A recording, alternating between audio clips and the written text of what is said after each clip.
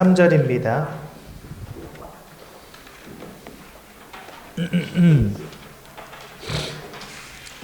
에베소서 1장 3절 신약 성경 310페이지에 있습니다. 한번 천천히 찾아보십시오. 신약 성경 에베소서 1장 3절 신약 성경 310페이지에 있습니다. 네. 우리 한 절 말씀 한 목소리로 함께 보도록 하겠습니다. 네. 천천히 찾아보세요.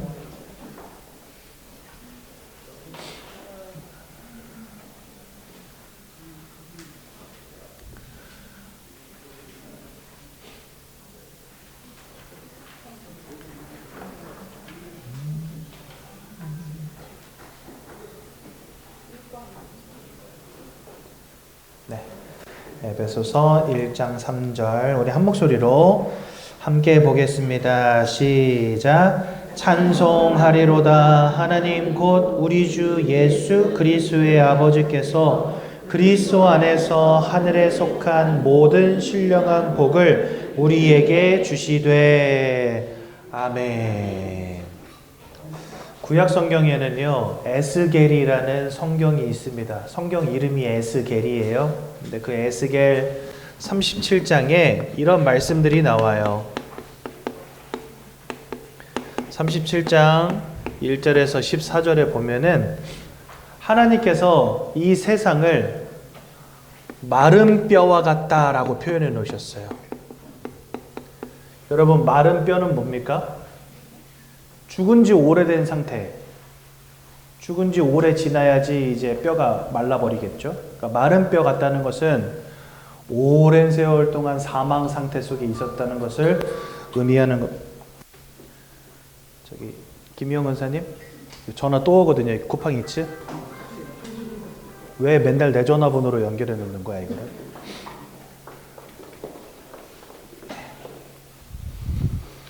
마른 뼈와 같다. 이 말은요, 뭘 의미하냐면은 사망 속에 있다는 겁니다. 세상을 향해서 사망했다라고 하나님이 지금 선포하고 계신 거예요. 근데 이것은 영적인 의미겠죠. 그러니까 우리가 지금 영적 사망 속에 있다는 겁니다. 그렇다면 여러분, 이 영적 사망이라는 게 뭔지를 바로 이해하는 게 중요하지 않습니까? 성경은 첫 번째로 로마서 6장 23절에 죄의 결과가 사망이다라고 써놓으셨어요. 그래서 죄의 싹은 사망이다 이렇게 돼 있어요. 그러니까 즉 죄 때문에 모든 사람들이 사망에 이르게 되었다라고 성경 우리에게 말씀하신다는 거예요. 그러니까 한마디로 말해서 이 땅이 마른 뼈가 될 수밖에 없었던 이유는 뭐냐? 죄 때문이라는 겁니다. 특히나 그냥 죄가 아니라 창세기 3장에 나와 있는 하나님이 따먹지 말라 한 선악과를 따먹는 그 원죄를 의미합니다. 그래서 모든 사람들이 이 죄 가운데 빠졌음을 의미하는 거죠. 또한 두 번째는요, 모든 사람들이 하나님을 잃어버린 상태 속에 있음을 의미하는 것입니다. 네. 왜냐? 로마서 3장 23절에 보니까 이 죄로 말미암아 하나님과 단절되게 되었다 이렇게 되어 있거든요. 또한 세 번째로는 이 사망의 권세를 가진 자가 바로 사단이다 라고 성경 말씀하십니다. 히브리서 2장 14절 여기 보면은 죽음의 세력을 잡은 자가 마귀다 이렇게 되어 있습니다. 그러니까 한마디로 말해서 죄로 말미암아 우리가 사망에 이르게 되었고 하나님과 단절된 사망에 이르게 되었고 이 죽음의 세력을 잡은 자 사단에게 사로잡힌 사망에 이르게 된 겁니다. 그래서 하나님은 이 땅에 살아가는 모든 사람들을 향하여서 마른 뼈 같다 이렇게 말씀하시는 거예요. 영적으로 이와 같은 세 가지 근본적 영적 문제에 지금 빠져 있기 때문에. 근데 하나님이 아까 제가 성경 이름이 에스겔이라 그랬잖아요. 이게 사람 이름이거든요. 이 에스겔을 향해서 이렇게 말씀하십니다. 너는 지금 저 마른 뼈들을 향해서 내 말씀을 대언해라 이렇게 말씀하세요. 뭐라고 대언했냐면 마른 뼈들아 일어나라 이렇게 대언을 했어요. 에스겔이요. 여러분 지나가는데 동물 사체가 있는데 걷다 대고 동물아 일어나라 그러면 얘가 일어나겠습니까? 안 일어나죠. 그런데 희한한 일이 벌어졌어요. 마른 뼈들을 향해서 일어나라 라고 하나님의 말씀을 대언했을 때 이 마른 뼈들이 일어난 겁니다. 성경에 보니까 힘줄이 돋고 근육이 돋고 피부가 덮이고 그래서 일어나게 됐다 이렇게 말씀하세요. 즉, 이 마른 뼈들을 향해서 하나님의 말씀이 선포될 때 살아났다는 것입니다. 그렇죠? 그러면 왜 하나님의 말씀이 선포될 때 우리가 생명 얻게 되는지 아십니까? 요한일서 5장 11절에서 13절에 보면은요, 그리스도 예수 안에 생명이 있다라고 분명히 말씀하고 있습니다.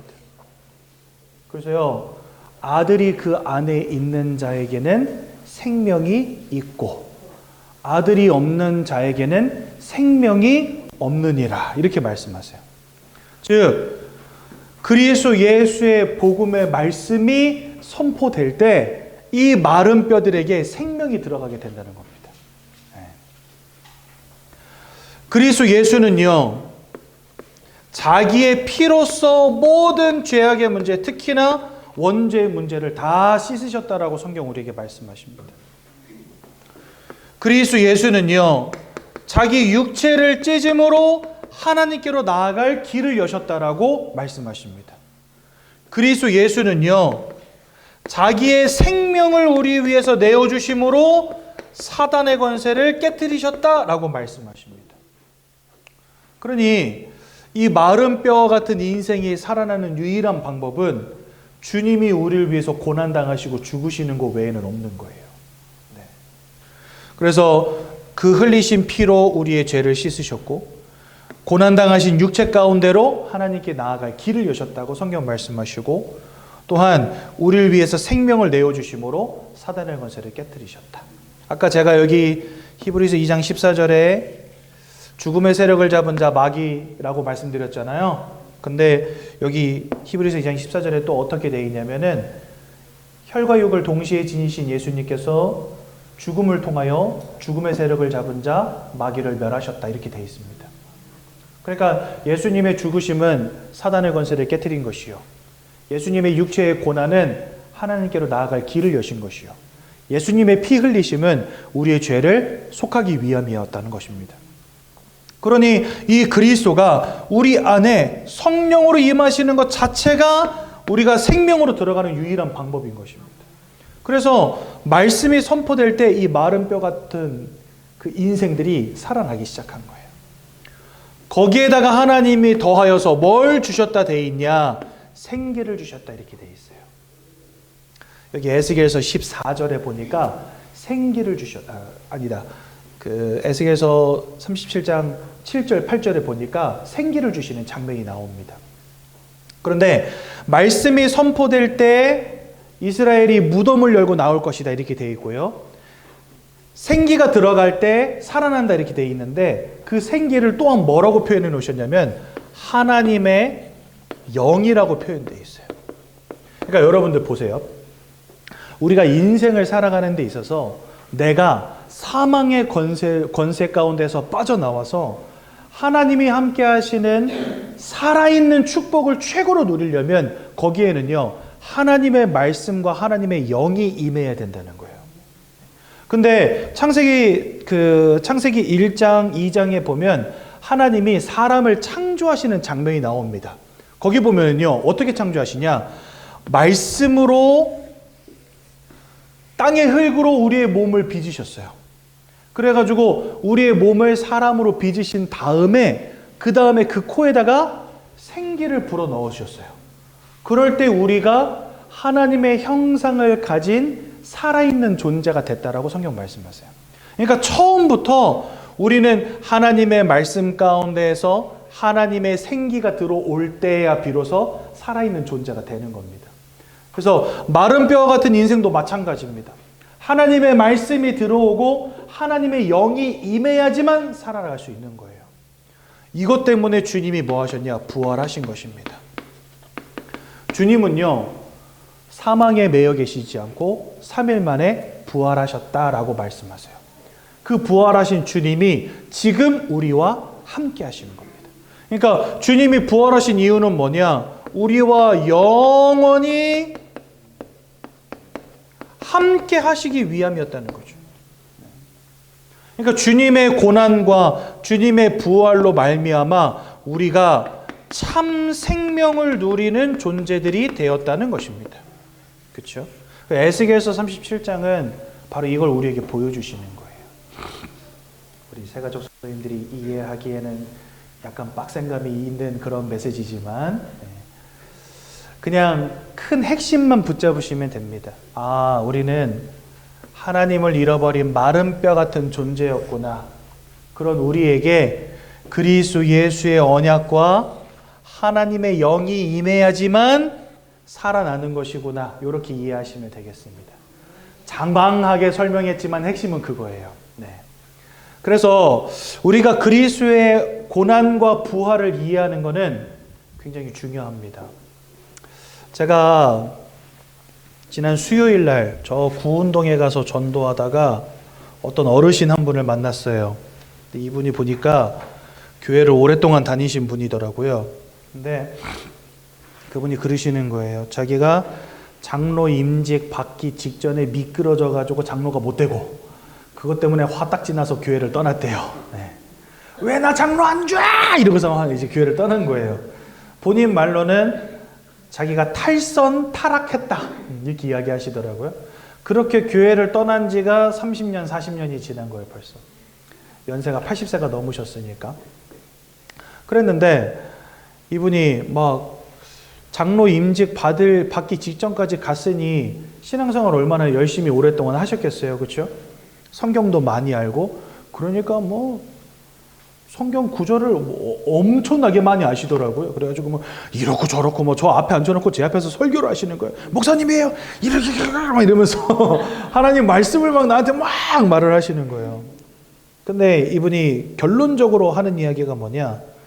근데 자기는 이제 구원받기 힘들 것 같다는 거예요. 왜요? 하고 제가 물어봤어요. 그랬더니 너무 오랫동안 탈선한 채 하나님께 죄를 범해서 내가 착하게 살았어야 됐는데 하나님의 뜻대로 못 살아가지고 지옥 간다는 거예요, 자기는. 제가 그분에게 그런 말씀 드렸습니다. 어르신 생각이 중요한 게 아니라 성경이 뭐라고 말씀하시느냐가 중요한 겁니다. 그러니까 어르신 마음대로 하나님을 믿으시면 절대 안 되고요. 성경이 말씀하시는 대로 믿으셔야 됩니다. 성경은 주 예수를 믿어야 구원받는다 하셨거든요. 그 어르신 예수 믿으면 구원받는 겁니다. 예수 믿으면 천국입니다. 그랬더니 아니라는 거죠. 절대 그럴 리가 없다는 거예요. 저 흉악한 나쁜 놈들 다 지옥 가야 된다는 거예요. 제가 그분에게 이렇게 질문했어요. 예수님 십자가에서 돌아가실 때 예수님 옆에 같이 못 박혔던 강도 중에 하나는 천국 가는데 그 인간은 어떻게 간 겁니까? 그랬더니 이분이 저한테 되게 재밌는 얘기했어요. 하나님이 불쌍해서 봐줬대. 제가 참 골 때린다. 그러니까 이분에게 있어서 제가 이 말씀을 드리는 이유는 뭐냐면요. 이분에게 있어서 예수의 고난과 예수의 부활은 자기하고 아무 상관이 없는 거예요.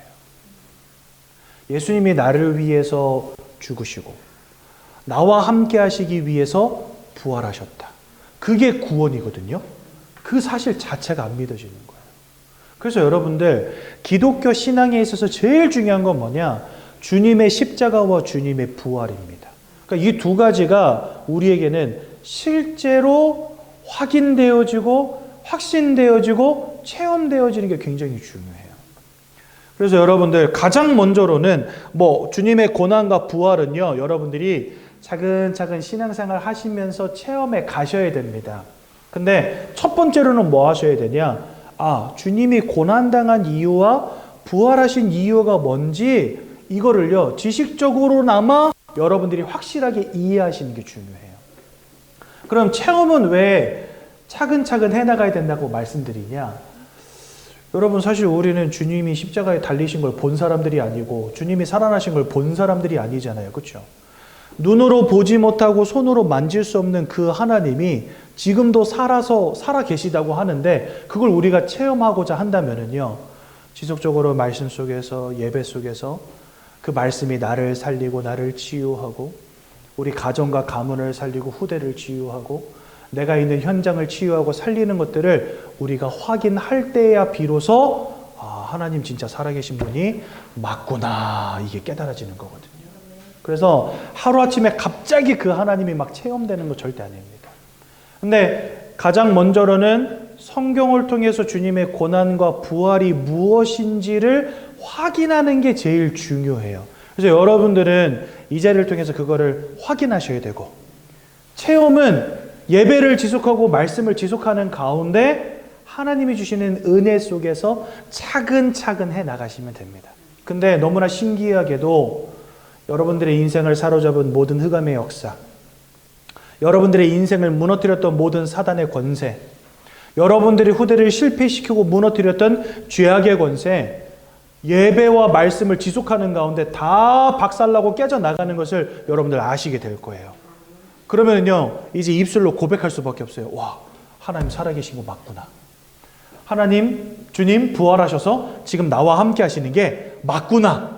이게 하나님 점점 체험되게 하십니다. 지금은 뭐 하시면 된다? 확인. 말씀으로 확인. 그러지 않으면은요, 그 아저씨처럼 돼버려요. 네. 진짜 일평생 그렇게 신앙생활 열심히 하고도 자기는 구원받지 못했다라고 말하는 사람이 되는 겁니다. 성경은 그렇게 말씀하시지 않는데, 그만큼 하나님의 언약을 여러분들이 잘 붙잡는 것 또한 중요하다는 겁니다. 성경은요, 하나님께서 사람을 창조하셨다라고 말씀하십니다. 창세기 1장 27절에 보니까 하나님의 형상을 따라 창조하십니다. 그래서 우리를 성경은 하나님을 알고 하나님을 예배하고 하나님을 찬양할 수 있는 영적 존재라고 말씀하십니다. 그래서 사람만 유일하게 영적 행위라는 것을 합니다. 예배도 하고 기도도 하고 심지어 불공도 드리고 미사도 드리고 굿도 하고 점도 치고 제사도 지내고 고사도 지내고 하지 않습니까? 영적 행위를 한다는 거예요. 영적 존재이기 때문에. 우리를 영적 존재를 지으신 이유 다른 거 없습니다. 하나님이 영이시기 때문에 그렇습니다. 영이신 하나님을 알고 영이신 하나님과 함께하고 영이신 하나님께 예배하도록 하나님을 알 수 있는 영적 존재로 지으셨다는 거예요. 그 아저씨가 진짜 저 깜짝 놀랐던 게 뭐냐면은, 그 동네에서 되게 유명하신 분인가 봐요. 그래서 그 공원에 오는 아줌마 아저씨들이 그 할아버지를 모르는 사람이 없어. 그래가지고 그냥 어떤 아줌마가 이렇게 애완견하고 같이 산책을 나왔는데 그냥 그 애완견 덥석 집어들어요, 이 할아버지가. 근데 그 아줌마가 안 말려. 왜? 아니까. 근데 이 아저씨가 개를 딱 집어들더니 저한테 그러는 거예요. 목사님, 얘는 영이 없어. 그래서 뭐지? 이분은 정체가 도대체 뭘까? 얘는 혼은 있는데 영이 없어. 저한테 그러시는 거예요. 근데 사람은 영과 혼이 있어. 막 이러는 거예요. 그래서 뭘 제대로 배운 것도 있긴 있구나 이런 생각했거든요.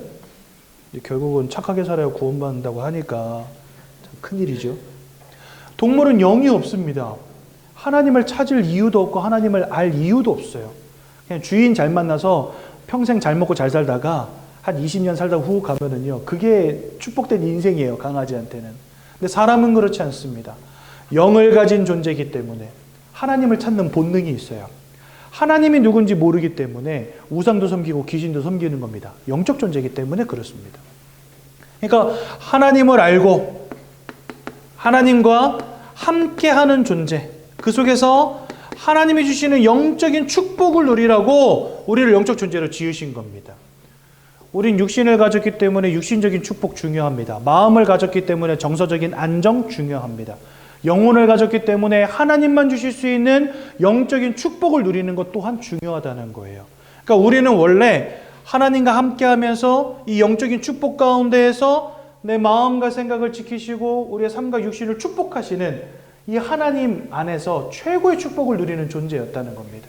근데 문제는 이 모든 축복을 잃어버리는 영적 문제가 발생한 것입니다. 그게 창세기 3장 1절에서 6절에 보면 잘 나와 있어요. 저희 담임 목사님이 되게 재미있는 얘기 하신 적이 있거든요. 자기는 어렸을 때부터 이제 원로 목사님이 성경을 하도 읽으라 그러니까 읽을 수밖에 없었는데 항상 그 생각을 했대요. 이놈의 성경은 왜 이렇게 두꺼운가? 읽어도 끝이 안 나니까. 그래가지고 너무 싫었대요. 이 성경이 이렇게 두꺼운 게 너무 싫었대. 근데 이 성경이 왜 두꺼워졌을까 이유를 알고 보니까 창세기 3장 때문이라는 거예요. 1장, 2장으로 끝났으면은 그냥 하나님과 함께 하셔서 영원히 행복하게 잘 살았습니다 하고 끝났으면은 이거 읽는다고 고생 안 해도 되는데 아담과 하와가 여기 창세기 3장에서 이거 원죄 선악과 따먹는 바람에 이 두꺼운 성경이 나온 거거든요. 주님이 오실 거야. 구약은 다 그 얘기예요. 메시아가 우리를 구원하러 오실 거니까 그것만 기억해, 그것만 붙잡아. 근데 그거 안 붙잡으니까 뒤지게 혼나고 다리 몽댕이 부러지고 노예되고 포로되고 속국됐다가 주님이 드디어 오신 게 신약에 나오는 겁니다. 그러니까 한마디로 말해서 창세기 3장 원죄 때문에 이 두꺼운 책이 나온 거예요. 그리고 그 사건 때문에 저는 7년 동안 이 책을 공부한 거예요. 이 두꺼운 책을. 좋습니다. 그래도 성경이. 그럼 여러분 이 영적 문제, 창세기 3장 이 문제 때문에 우리 인생의 모든 문제가 시작된 겁니다. 성경은요. 원죄로 말미암아 모든 사람들이 하나님과 단절되어지는 문제 가운데 빠지게 되었고 그 결과로 사단에게 사로잡힌 존재가 되었다라고 말씀하시는데 세상 사람들은 이것을 두고 뭐라 하냐? 운명 사주팔자라고 말합니다.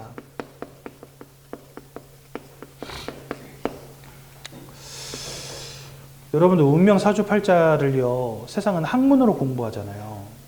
그러니까 귀신에게 사로잡힐 수밖에 없어요. 여러분 우리는 이 운명과 사주팔자를 무엇으로 보냐? 흑암의 역사로 보고 그 운명과 사주팔자를 깨칠 유일한 방법은 예수 이름의 능력밖에 없다라고 믿거든요. 근데 세상 사람들은 그거 모르잖아요. 이거 열심히 공부합니다. 그래서요 여기 현장에 나가보면 뭐 철학관 이런 거 많이 있잖아요. 그 사람들 다 뭐 하는 사람들이냐? 운명과 사주팔자 이거 하는 사람들이에요. 사람들이 연년일시 가져오면 그걸로 사주풀이 해주잖아요. 근데 그거 백날 풀어봤자 아무 소용 없습니다. 왜 아무 소용 없는지 아십니까? 결국은 이 도적 같은 놈에게 붙잡혀 있다라고 하는 근본적 문제는 해결되지 않는 겁니다. 무당들이요 하는 이야기가 뭐냐면 당신의 운명은 바꿀 수 없대요. 운명을 바꿀 수는 없어요. 하지만 정해진 운명 안에서 최대한 운은 틔워줄 수 있다. 이게 무당들이 하는 말이거든요. 그러니까 중요한 건 그거예요. 운은 틔워줄 수 있지만 운명은 바꿀 수 없는 거예요. 그게 사주팔자의 한계입니다. 근데 복음은 뭐냐? 그 운명 자체를 깨트려 버리는 거예요. 사단의 손에서 내가 빠져나오는 것이기 때문에. 그러니 여러분 이 흑암에게 붙잡혔다는 말을 의뢰히 여기면 절대 안 됩니다. 그냥 목사님이 그렇다니까 그런가 보다 하시면 절대 안 돼요. 이거는요 여러분들의 삶하고 직격되는 것입니다. 결국은 이 녀석에게 사로잡히고 하나님을 잃어버린 이 문제 때문에 인생 모든 문제가 다 시작이 된 거거든요. 그리고 그게 점점 굴러가면서 몸집을 키우는 거예요. 처음에는 아주 작은 문제로 시작되지만 그런 것들이 시간이 지나면 지날수록 더 큰 문제로, 더 심각한 문제로 점점 발전해 가거든요.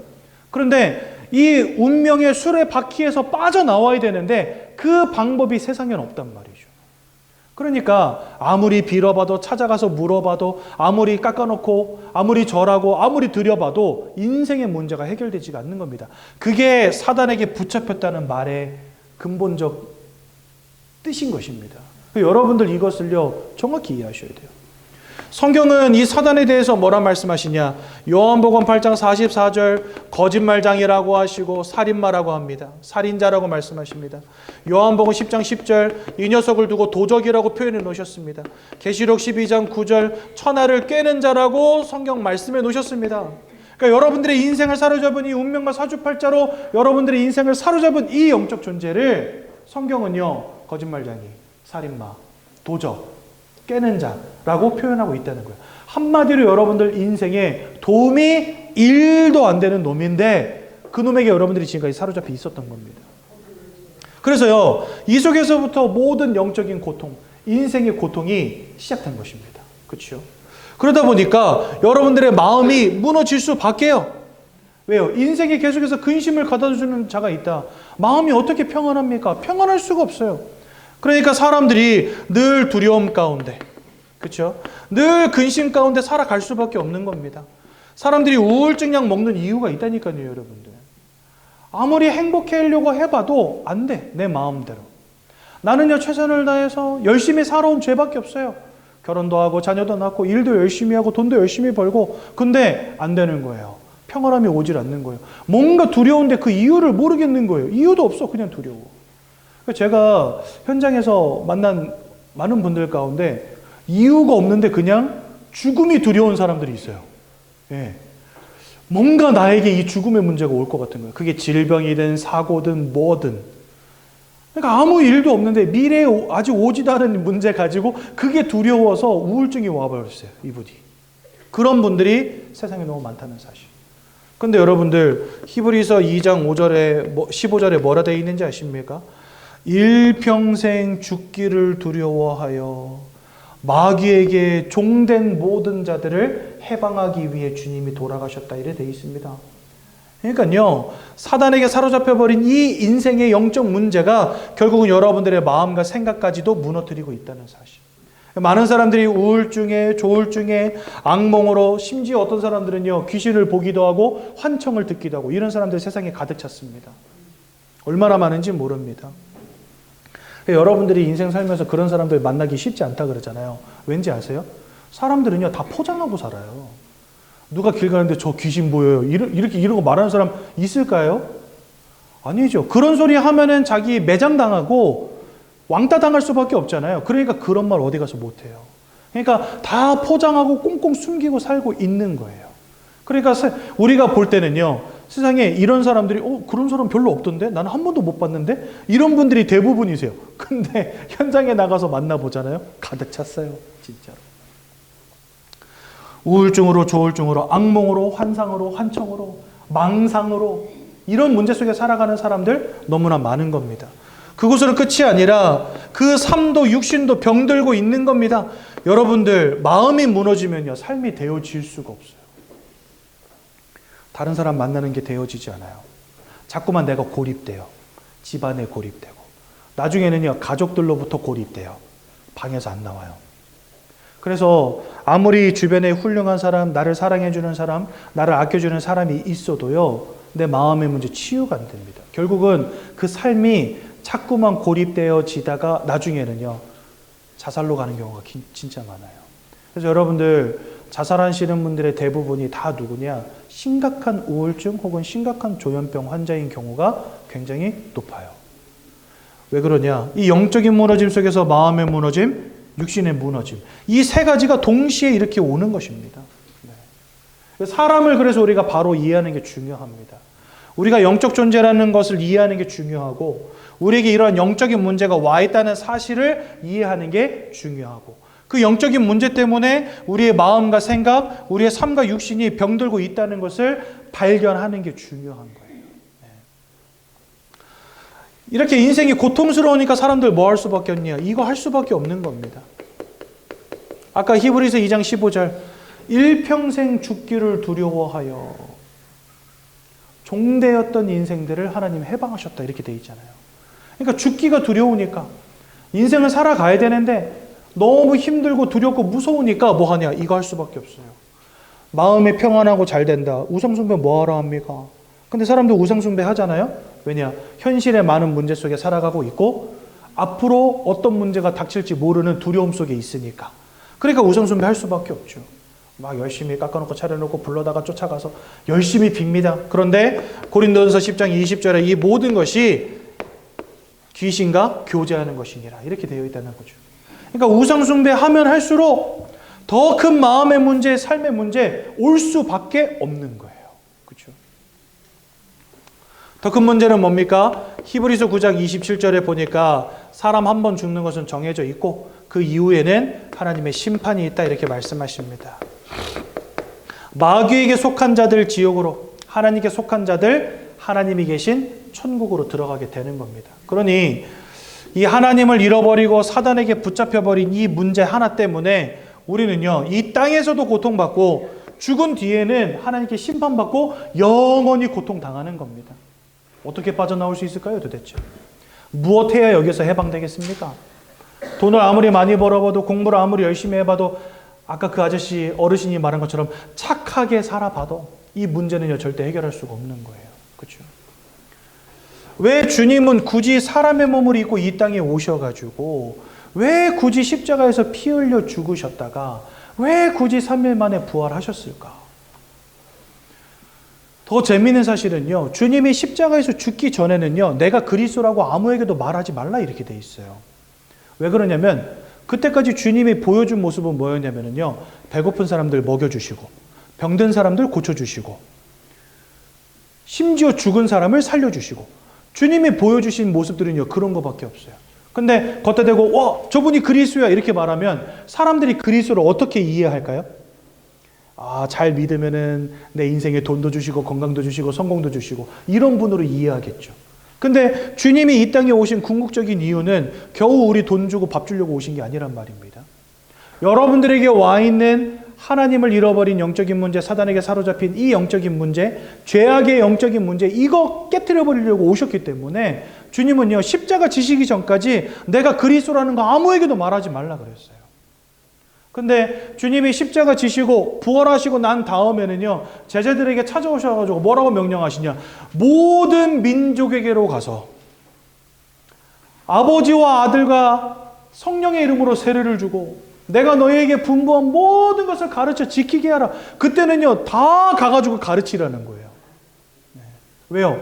드디어 주님이 그리스도로서 이 땅에 오신 궁극적인 목적을 성취하셨기 때문에 십자가와 부활. 십자가와 부활 사건 뒤에는요, 너희가 땅끝까지 이르러 내 증인이 될 거야. 만민에게로 가. 때를 얻든지 못 얻든지 복음을 증거해. 하나님 말씀하시는 거예요. 그러니까 여러분 아시겠죠? 궁극적으로 예수님이 이 땅에 사람의 몸을 입고 오신 이유가 뭔지 정확히 아셔야 된다는 거예요. 주님은 이 땅에 이 영적인 문제를 해결하기 위해서 길로서 오신 것입니다. 그 주님이 로마서 8장 1절에서 2절에 보니까 생명의 성령의 법으로 죄와 사망의 법에 묶여있던 너희를 해방하셨다 말씀하십니다. 그래서 예수님은 우리의 모든 죄악의 문제를 십자가의 보혈로 끝내버리신 참 제사장이신 것입니다. 요한복음 14장 6절에 보니까 내가 곧 길이요 진리요 생명이니 나로 말미암지 않고는 하나님을 잃어버린 너희가 하나님께로 갈 수 없다 이렇게 말씀하십니다. 즉 예수님만이 하나님께로 갈 유일한 참 선지자가 되셨다는 것입니다. 또한 세 번째로 요한일서 3장 8절에 보니까 아들이 나타나신 것은 마귀가 하는 모든 일을 멸하기 위함이니라 이렇게 말씀하십니다. 여러분들의 인생을 운명과 사주팔자로 붙잡고 수많은 고통 속에 살아가게 하다가 결국은 지옥에 들어가게 만들어버린 이 사단의 권세를 꺾으신 참 왕으로 오신 이가 바로 예수 그리스도라는 겁니다. 그래서 이 세 가지 일을 십자가 위에서 영원히 완전히 단번에 이루신 그 예수를 우리는 그리스도다라고 부르는 것입니다. 그래서요, 저 그리스도를 바로 이해하고 그리스도의 언약이 내 인생 가운데 또 살아계신 그리스도가 내 인생 가운데 실제로 임할 때 마른 뼈다귀 같은 우리가 살아나는 겁니다. 그렇죠? 그래서 여러분들 그리스도의 언약을 붙잡으시고 예수님을 내 인생에 모시는 건 그래서 중요한 거예요. 언약을 붙잡는다. 그게 마른 뼈들을 향해서 하나님의 말씀이 선포되는 거예요. 예수를 내 마음속에 모신다. 그게 생기가 들어오는 겁니다. 그러니까 마른 뼈가 하나님의 말씀이 선포되고 생기가 들어갔을 때 살아났던 것처럼 저와 여러분들이 예수의 언약을 붙잡고 예수를 마음속에 영접할 때 마른 뼈와 같았던 인생이 살아나게 되는 거예요. 그러니 여러분 예수를 영접해야 되겠습니까? 안 해야 되겠습니까? 영접합시다. 예수님을 마음속에 영접합시다. 15페이지 보시면 영접 기도문 잘 나와 있습니다.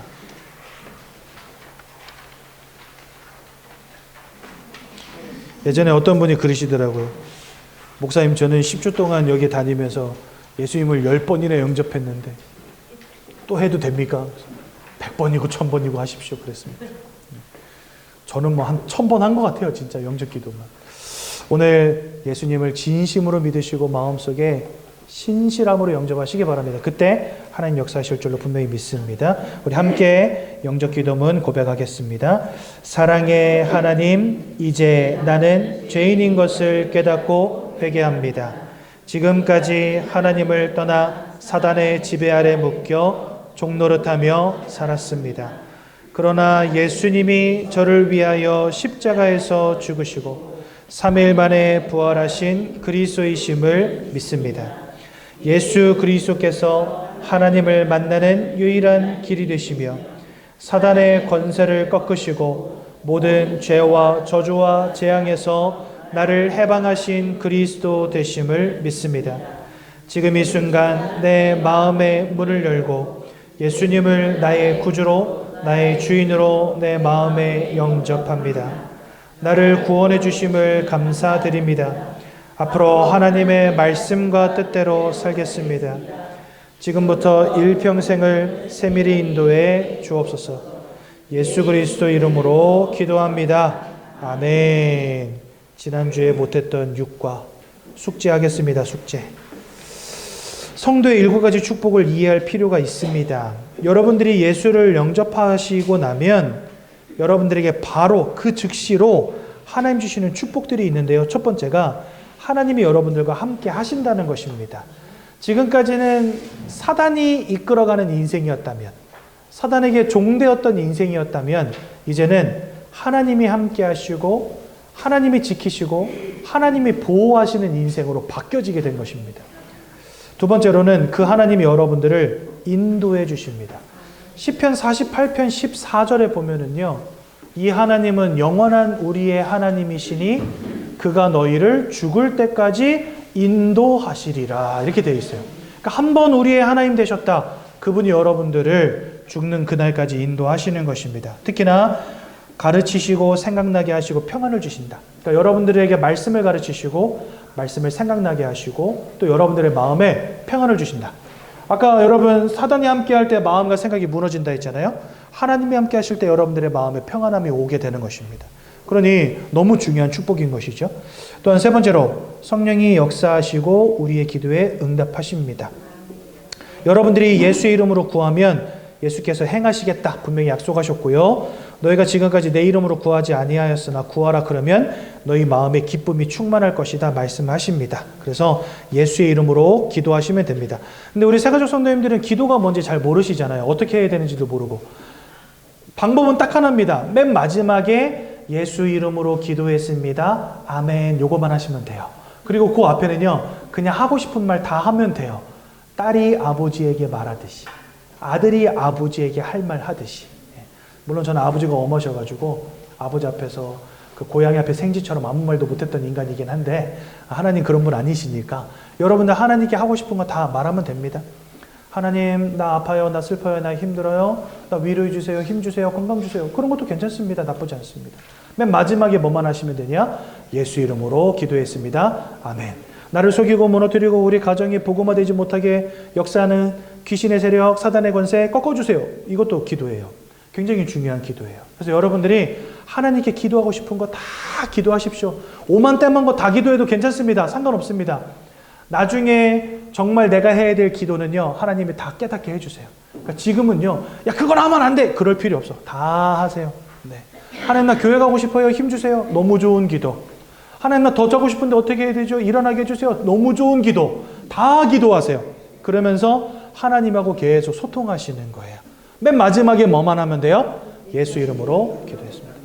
자빠져서 기도해도 됩니다. 네. 제일 좋은 거는 무릎 꿇고 이렇게 정자세를 하는 게 제일 좋지만 저도요 가끔 사역 마치고 집에 들어가면요 그냥 방바닥에 누워가지고 주님 죽겠습니다 이러면서 기도하다가 잠들 때도 있어요. 괜찮아요. 하나님 그런 거 따지시지 않습니다. 중요한 건 우리가 기도하고 있느냐, 이게 중요한 거죠. 성도에게 권세도 주십니다. 우리와 함께 하신다 약속하셨고요. 귀신과 흑암과의 영적 싸움에서 승리할 권세를 주시겠다 분명히 약속하셨어요. 여러분들 개인, 가정, 후대를 흑암은 무너뜨리고자 합니다. 그러므로 예수 이름으로 우리 가정 가문 지켜달라고 기도하셔야 돼요. 그거 굉장히 중요한 영적 기도입니다. 또한 하나님께서 부리시는 영이 있어요. 우리가 부리는 영이 아니라 하나님이 부리시는 영입니다. 하나님이 이 부리시는 영으로 우리를 지키십니다. 우리를 도와주십니다. 그래서 여러분들 항상 기억하십시오. 지금도 하나님이 천군과 천사를 보내사 나를 지키신다. 그래서 나는 걱정할 필요가 없다. 이렇게 생각하시면 되겠습니다. 또한 천국 시민과 하늘나라 배경을 여러분들에게 주십니다. 그 말은 뭐냐면 하나님이 여러분들 인생 전적으로 책임지겠다는 거예요. 우리가 해외에 나갔는데 조난당했다. 그러면요 대한민국 정부가 움직입니다. 왜냐? 여러분들은 대한민국 시민권자, 국민이니까. 그것처럼 여러분들은 하나님의 백성, 하나님의 나라의 주권을 가진 자들이에요. 그래서 여러분들이 가는 곳, 여러분들이 하는 일, 모든 것에 하나님이 보좌의 축복으로 함께 하시는 겁니다. 또한 7번째로 우리에게 세계복음화의 축복을 주셨어요. 전도의 축복을 주셨어요. 여러분 전도는 보통 부담이잖아요. 사람들 찾아가서 복음 전해야 되니까. 근데 이게 왜 축복일까요? 하나님이 가장 기뻐하시는 일이기 때문에 우리가 우리의 인생을 전도에 방향 맞춘다? 하나님이 그 인생 축복하십니다. 그래서 여러분들 복음을 생명과 같이 붙잡으시고 전도와 세계복음화 때문에 살아가는 인생 되시길 축원드립니다. 사랑의 하나님 은혜 감사합니다. 우리 새가족 성도님들 붙잡아 주시고 일평생 하나님의 소원을 이루는 귀한 인생 되게 도와주옵소서. 귀한 예물 하나님께 올려드립니다. 우리 문정수 성도님 드리는 이 예물 기뻐 받아주시고 그 마음의 기도의 제목, 그 마음의 소원을 아시는 하나님께서 들으사 응답하여 주옵소서. 예수님 이름으로 기도드렸습니다. 아멘.